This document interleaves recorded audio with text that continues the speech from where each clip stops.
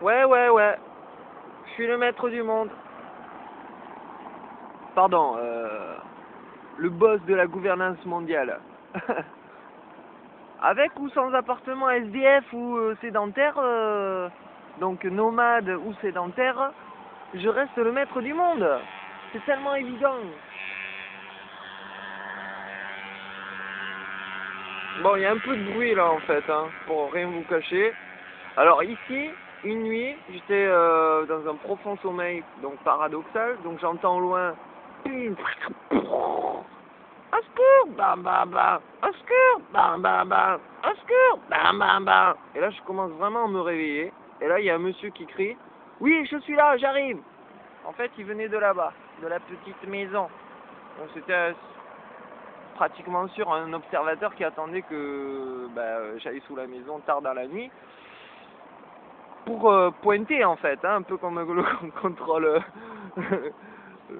contrôle judiciaire quoi en fait, hein, à chaque fois que je prends le métro que je pointe, je pointe, vous voyez le truc. Et la ligne PC1, tous les chauffeurs me disent bonjour avec le grand sourire, limite comment je vais, et comme je suis rapide, alors je sais pas de quoi ils parlent, parce que j'ai juste mis mes pieds dans son bus.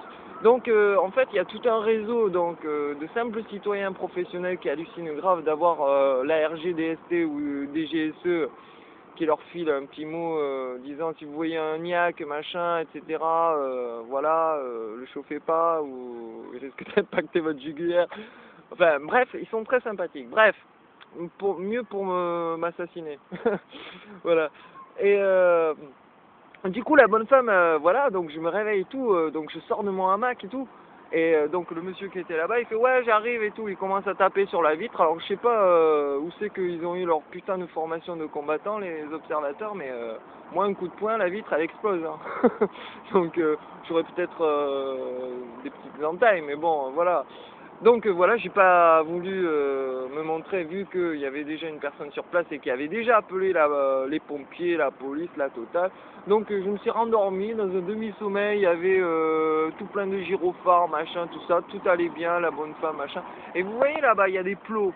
La meuf quoi. Alors après méditation, je me suis tout rappelé du banc de la voiture, machin. En fait, c'était deux voitures qui se poursuivaient en fait. Voilà.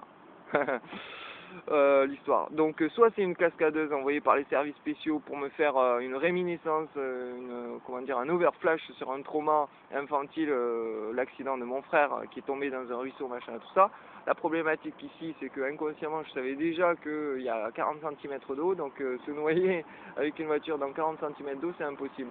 Donc voilà, elle criait, elle tapait sur le machin, du truc, tout allait bien.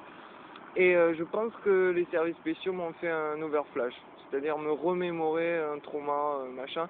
Comme l'affaire Zuliani, l'histoire de l'enfant poubelle, moi je pense que tout tourne autour de ça, c'était pour un overflash.